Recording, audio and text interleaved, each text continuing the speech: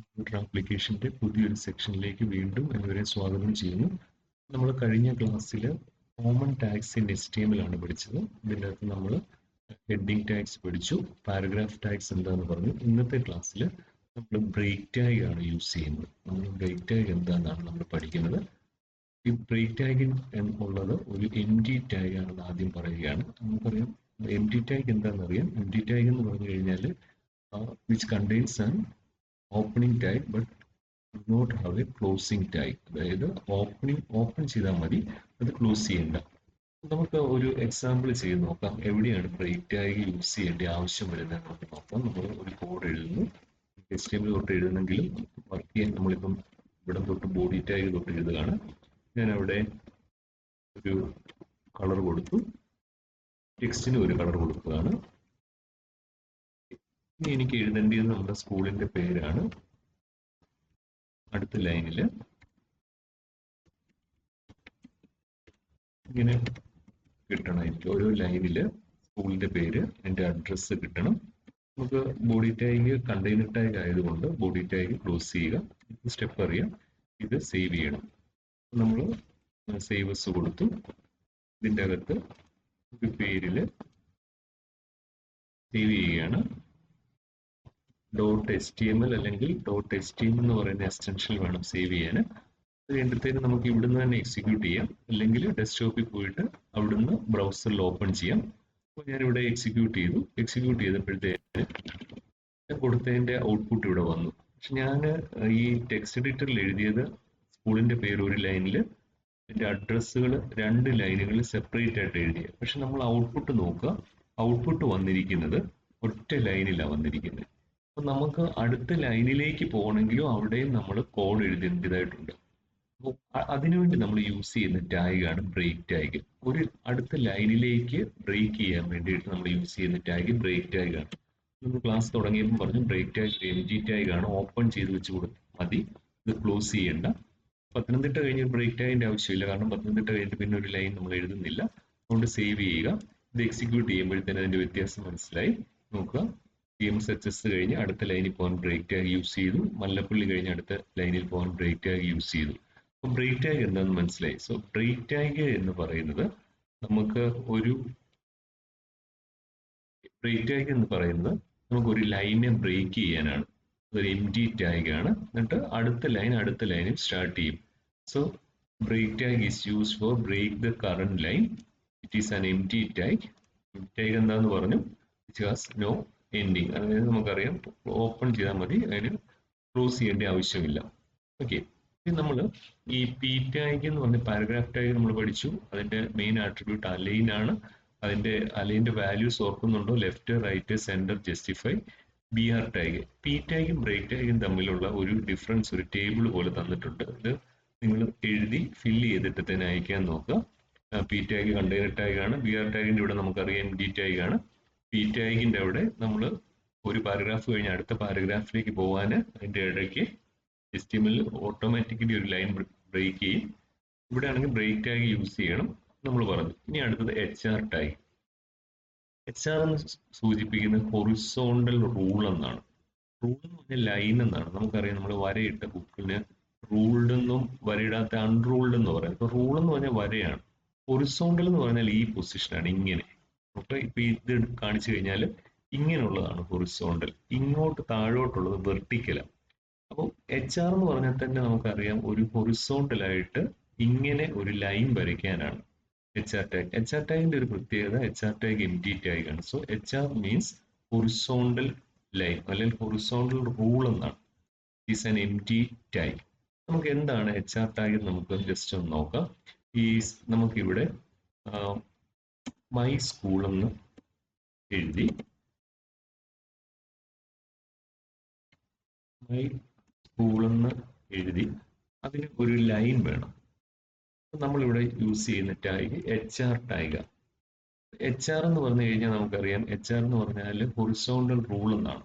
ഇപ്പൊ സ്കൂളും my school എന്ന് എഴുതിയിട്ട് ഞാനിവിടെ HR ടാഗ് എന്ന് കൊടുത്തു കഴിഞ്ഞിട്ട് വർക്ക് ചെയ്യുമ്പോൾ എന്താ സംഭവിക്കുന്നതെന്ന് നമുക്ക് നോക്കാം. ഇത് എക്സിക്യൂട്ട് ചെയ്യുകയാണ്. എക്സിക്യൂട്ട് ചെയ്യുമ്പോൾ നോക്കുക, മൈ സ്കൂൾ കഴിഞ്ഞിട്ടതിന് ഹൊറിസോണ്ടലായിട്ട്, ഇതാ ഹൊറിസോണ്ടലായിട്ട് ഒരു ലൈൻ അവിടെ വന്നു. നമുക്ക് ഇതിന്റെ ഈ HR ടാഗ് എന്ന് പറഞ്ഞു കഴിഞ്ഞാൽ എന്താന്ന് പറഞ്ഞു HR ടാഗ് എന്ന് പറഞ്ഞു കഴിഞ്ഞാൽ ഹൊറിസോണ്ടൽ റൂളിനാണ് ഇതൊരു എം ടി ടാഗ് ആണെന്ന് പറഞ്ഞു. ഇനി നോക്കുക ഇതിന്റെ മെയിൻ ആട്രിബ്യൂട്ട്സ് പറയാൻ പോവാണ്. ഇതിന്റെ മെയിൻ ആട്രിബ്യൂട്ട്സ് സൈസ്, വിഡ്ത്ത്. നമ്മൾ ഇതിന് പറയാൻ പോകുന്നത് സൈസ്, വിഡ്ത്ത്, അതുപോലെ തന്നെ നോ ഷെയ്ഡ്, അതുപോലെ തന്നെ ഒരെണ്ണം കൂടെ ഉണ്ട്, അത് അലൈൻ ആണ്. സോ HR ടാഗിന്റെ ആട്രിബ്യൂട്ടിന്റെ പേര് size, width, no shade, align. Size, width, no shade, align. നമുക്ക് ആദ്യം ഒരു ഒരെണ്ണം കൂടെ ഉണ്ട്, നമുക്ക് കളർ എന്ന് പറയുന്ന ഒരു ആട്രിബ്യൂട്ടും കൂടെ ഉണ്ട്. നമുക്ക് ഈ കളർ ആദ്യം നോക്കാം. നമുക്ക് ഇപ്പം നമ്മൾ കണ്ട ഈ ലൈൻ ഉണ്ടല്ലോ, ഈ ലൈനിന്റെ നമുക്ക് നോക്കാം. ഇത് എക്സിക്യൂട്ട് ചെയ്തപ്പോഴത്തേന് ഈ ഒരു ലൈൻ ഇവിടെ വന്നിട്ടുണ്ട്. ഈ ലൈനിന്റെ കളർ റെഡ് ആക്കണം. അപ്പൊ നമ്മൾ എങ്ങനെ കോഡ് എഴുതും?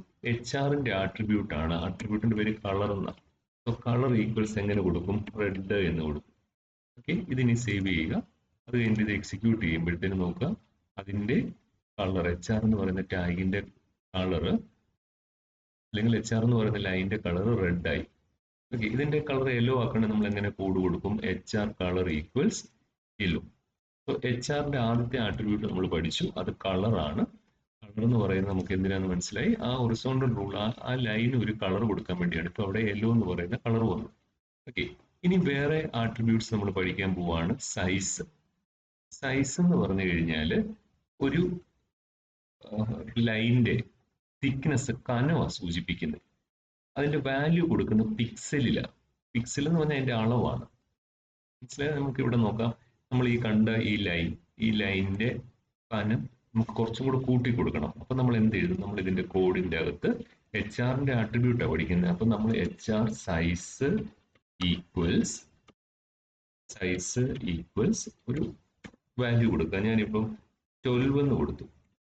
ഓക്കെ, ഈ 12 എന്ന് പറയുന്ന ആ വാല്യൂ പിക്സലിലാണെന്ന് പറയുന്നത്. പിക്ചർ എലമെന്റ് എന്ന് പറയും, പിക്സലാണ് അതിന്റെ വാല്യൂ. അപ്പം 12 പിക്സൽ എന്നാ പറയുന്നത്, അതിന്റെ ആ കണക്കിന് പറയുന്ന പേര്. അപ്പം ഇതിന്റെ സൈസ് 12 ആക്കി, സേവ് ചെയ്തു. ഇത് കഴിഞ്ഞ് എക്സിക്യൂട്ട് ചെയ്തപ്പോഴത്തേന് നോക്കുക, അതിന്റെ സൈസ് ഇതാണ് 12 പിക്സൽ. അപ്പൊ നമ്മൾ സൈസ് കൂട്ടി കൊടുക്കുമ്പം ഈ ലൈൻ കൂടുതലായിട്ട് വരും. നമുക്ക് അത്രയും ലൈൻ ആവശ്യമില്ല. ഞാൻ അവിടെ ഒരു 5 എന്ന് കൊടുത്തു, സേവ് ചെയ്തു, എക്സിക്യൂട്ട് ചെയ്തു. നോക്കുക, അപ്പം മൈ സ്കൂൾ എന്ന് പറഞ്ഞിട്ട് അത് കഴിഞ്ഞ് ഒരു ലൈൻ വന്നു, അതിന്റെ കളർ യെല്ലോ ആയി. നമുക്ക് ഇത്രയും കൂടെ കുറഞ്ഞ ഒരു സൈസ് വേണം കൊടുക്കാൻ. ഞാൻ 2 എന്ന് കൊടുക്കുകയാണ്. സോ 2 കൊടുത്തു കഴിഞ്ഞാൽ അത് എക്സിക്യൂട്ട് ചെയ്യുമ്പോഴത്തേന് ഒരു ചെറിയ ലൈൻ. ഓക്കെ, നമുക്ക് ഇത്രയും മതി. അപ്പൊ നമ്മൾ ഇപ്പം പഠിച്ച ഏതൊക്കെ ആട്രിബ്യൂട്ട്? HR-ന്റെ നമ്മൾ പഠിച്ചത് കളർ എന്ന് പഠിച്ചു. അത് കഴിഞ്ഞ് സൈസ് എന്താണ്? Size specifies thickness. സൈസ് എന്ന് പറഞ്ഞു കഴിഞ്ഞാൽ തിക്നെസ് ആണ്, ഒരു ലൈനിന്റെ കനമാണ്. അത് കൊടുക്കുന്ന അളവ് എന്താണ്? Value is given in pixels.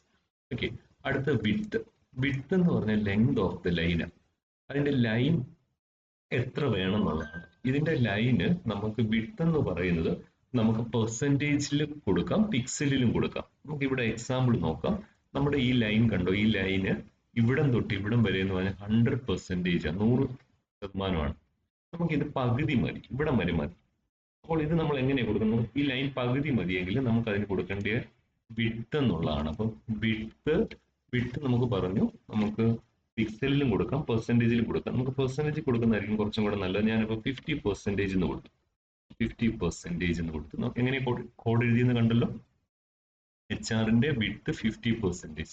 എന്നിട്ട് ഞാൻ സേവ് ചെയ്തു. ഇത് എക്സിക്യൂട്ട് ചെയ്യുമ്പോഴത്തേന് നോക്കാം 50%. അപ്പൊ നമുക്ക് സാധാരണ രീതിയിൽ നോക്കിയാൽ ഇവിടെ നിന്നാണ് 50%, അങ്ങനല്ല. ഇത് സെന്ററിൽ നിന്ന് ഇങ്ങോട്ട് 25, ഇങ്ങോട്ട് 25, അങ്ങനെ 50% ആയി. 75 എന്ന് പറഞ്ഞു കഴിഞ്ഞാൽ ഇവിടം തൊട്ട് ഇങ്ങോട്ടും ഇത്രയും വന്ന് നിൽക്കും. ഒരെണ്ണത്തിന് നടുക്ക് നിന്ന് 75% നിൽക്കും. അപ്പം വിഡ്ത്ത് എന്ന് പറഞ്ഞു കഴിഞ്ഞാൽ ലെങ്ത് ഓഫ് ദ ലൈൻ ആണ്, ഒരു പേജിന്റെ ലൈനിന്റെ ലെങ്ത് ആണ്. അതിന്റെ വാല്യൂ കൊടുക്കുന്നത് എങ്ങനെയാണ്? പിക്സലിലും കൊടുക്കാം, അതുപോലെ തന്നെ പെർസെൻറ്റേജിലും കൊടുക്കാം. അടുത്ത നോ ഷെയ്ഡ് ആണ്. നോ ഷെയ്ഡ് എന്ന് പറഞ്ഞു കഴിഞ്ഞാൽ നമ്മൾ ഈ കൊടുക്കുന്ന ലൈനിന് ഒരു ഷെയ്ഡ്, ബാക്ക്ഗ്രൗണ്ടിൽ ഒരു ഷെയ്ഡ് വേണോ വേണ്ടയോ എന്നുള്ളതാണ്. അപ്പം ഈ നോ ഷെയ്ഡിന് ശ്രദ്ധിക്കേണ്ട കാര്യം, നോ ഷെയ്ഡ് എന്ന് പറയുന്ന ആട്രിബ്യൂട്ടിന് വാല്യൂ ഇല്ല. അങ്ങനെ പറഞ്ഞാൽ മനസ്സിലായോ? നമ്മൾ ഇപ്പൊ എഴുതിയേക്കുന്ന ആട്രിബ്യൂട്ട് ഏതൊക്കെയാണ്? കളർ ഉണ്ടോ, ഈക്വൽസ് കഴിഞ്ഞൊരു വാല്യൂ ഉണ്ട്. സൈസ് ഈക്വൽസ് കഴിഞ്ഞിട്ട് ഒരു വാല്യൂ ഉണ്ട്. വിഡ്ത്ത് ഈക്വൽസ് കഴിഞ്ഞിട്ട് ഒരു വാല്യൂ ഉണ്ട്. എന്നാൽ നോ ഷെയ്ഡ് എന്ന് പറയുന്ന ആട്രിബ്യൂട്ടിന് നോ ഷെയ്ഡ് എന്ന് മാത്രം എഴുതി കൊടുത്താൽ മതി, അതിന് വാല്യൂ ഇല്ല. പക്ഷെ നമുക്ക് സാധാരണ രീതിയിൽ അത് നോ ഷെയ്ഡ് കൊടുത്തു കഴിഞ്ഞാൽ അതിന്റെ എഫക്റ്റ് നമുക്ക് അറിയാൻ പറ്റത്തില്ല. നമ്മൾ കൊടുക്കുന്നതിന് ഒരു ഷെയ്ഡ് വേണോ വേണ്ടതെന്നാണ്. ഇതിൻ്റെ അത് നമുക്കത് വളരെ ക്ലിയർ ആയിട്ട് നമുക്ക് അറിയാൻ പറ്റത്തില്ല. നമ്മൾ പഠിച്ച ആട്രിബ്യൂട്ട്സ് ഏതൊക്കെയാണ്? Size, size specifies. എന്താണ് സൈസ് എന്ന് പറഞ്ഞാൽ? എന്താണ് size specifies the thickness of the line. Value is given in pixel. Width എന്ന് പറഞ്ഞാൽ width specifies the length of the line. Value can be given either in percentage or in pixel. അതുപോലെ തന്നെ colour, ലൈനിന് colour കൊടുക്കാൻ വേണ്ടിയാണ്. No shade എന്ന് പറയുന്ന ആട്രിബ്യൂട്ടിന്റെ പ്രത്യേകത, no shade attribute has no value. ഇനി ഒരെണ്ണം കൂടെ ഉണ്ട്, അത് നമ്മുടെ അലൈൻ ആണ്. നമ്മൾ നേരത്തെ പഠിച്ചേക്കുന്ന അലൈൻ. നമുക്കിത് ലെഫ്റ്റിൽ നിന്ന് അലൈൻ ചെയ്യണമെങ്കിൽ എങ്ങനെ എഴുതും? അലൈൻ ഈക്വൽസ് ലെഫ്റ്റ് എന്ന് എഴുതി. അലൈൻ ഈക്വൽസ് ലെഫ്റ്റ് എന്ന് എഴുതുക. അത് കഴിഞ്ഞിട്ടത്തേന് സേവ് ചെയ്യുക, എക്സിക്യൂട്ട് ചെയ്യുക. നോക്കിയാൽ അറിയാം ഇത് ലെഫ്റ്റിൽ നിന്നാണ് അലൈൻ ചെയ്തേക്കുന്നത്. ഞാൻ എൻ്റെ വാല്യൂ അത്രയും സൈസ് കൂട്ടി കൊടുത്തേക്കുന്നതുകൊണ്ടാണ്. ഓക്കെ, അപ്പം അലൈൻ ഈക്വൽസ് ലെഫ്റ്റ്.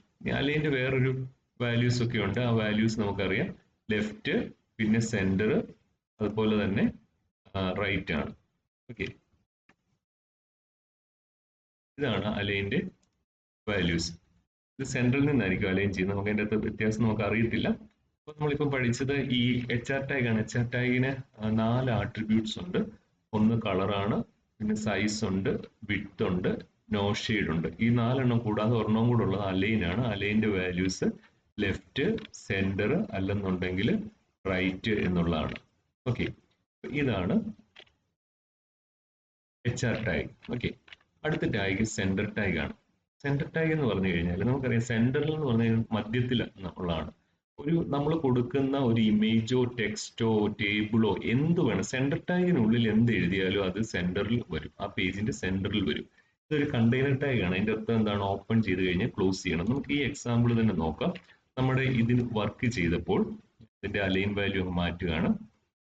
ഓക്കെ, ഇത് വർക്ക് ചെയ്തപ്പോഴത്തേന് നിങ്ങൾ നോക്കിയാൽ അറിയാം മൈ സ്കൂൾ എന്നുള്ള എനിക്ക് സെന്ററിൽ വരണം. അപ്പൊ നമുക്ക് സെന്ററിൽ വരേണ്ട എന്താണ്? My school. അപ്പൊ നമ്മൾ അത് എങ്ങനെയായിരിക്കും എഴുതുന്നത്? കോഡ് നമുക്കൊന്ന് നോക്കിയൊന്ന് പറയാമോ? മൈ സ്കൂൾ സെന്റർ വരണമെങ്കിൽ നമ്മൾ എന്ത് ചെയ്യും? സെന്റർ എന്ന് പറയുന്ന ടാഗ് ഓപ്പൺ ചെയ്യണം. സെന്റർ എന്നുള്ള ടാഗ് ഓപ്പൺ ചെയ്യണം. എന്നിട്ട് എന്താണോ സെന്ററിൽ വരേണ്ടത് അത് എഴുതണം. സെന്ററിൽ വരേണ്ടത് എന്താണ്? My school. അത് കഴിഞ്ഞത് കണ്ടെയ്നർ ടാഗ്, അതുകൊണ്ട് എന്ത് ചെയ്യണം? സെന്റർ ടാഗ് ക്ലോസ് ചെയ്യണം. ക്ലിയർ ആണോ? ഇപ്പൊ സെന്ററിൽ എന്ത് വരണോ അത് എഴുതുക. ഇപ്പൊ ഒരു ഇമേജ് സെന്ററിൽ വരണ്ടെങ്കിൽ നമ്മൾ സെന്റർ, പിന്നെ ഇവിടെ ഇമേജിന്റെ ഭാഗത്ത് നമ്മൾ പിന്നീട് പഠിക്കും. എന്നിട്ട് സെന്റർ ക്ലോസ് ചെയ്ത് കഴിഞ്ഞാൽ ആ ഇമേജ് സെന്ററിൽ വരും. നമുക്കിവിടെ നോക്കാം. ഞാനിത് സേവ് ചെയ്തു. അത് കഴിഞ്ഞിട്ട് തന്നെ ഇത് എക്സിക്യൂട്ട് ചെയ്യുകയാണ്. എക്സിക്യൂട്ട് ചെയ്തിട്ട് നോക്കിക്ക് മൈ സ്കൂൾ എന്നുള്ള സെന്ററിൽ വന്നു. അപ്പൊ സെന്റർ ടാഗ് എന്ന് പറഞ്ഞു കഴിഞ്ഞാൽ അത് നമ്മൾ കൊടുക്കുന്ന ഇമേജോ ടെക്സ്റ്റോ ടേബിളോ എന്തായിക്കോട്ടെ അത് സെന്ററിൽ വരാൻ വേണ്ടിയാണ്, which is A container tag. Okay, ഇന്നത്തെ ക്ലാസ്സിൽ നമുക്ക് ജസ്റ്റ് ഇത്രയും നോക്കാം. അടുത്ത ക്ലാസ്സിൽ നമ്മൾ വളരെ ഇമ്പോർട്ടൻ്റ് ആയിട്ടുള്ള ഒരു ടോപ്പിക്ക് ടെക്സ്റ്റ് ഫോർമാറ്റിംഗ് ടാഗ്സ് എളുപ്പത്തിൽ പഠിക്കാവുന്നതാണ്. അത് നമുക്ക് അടുത്ത ക്ലാസ്സിൽ നോക്കാം. Thank you for watching.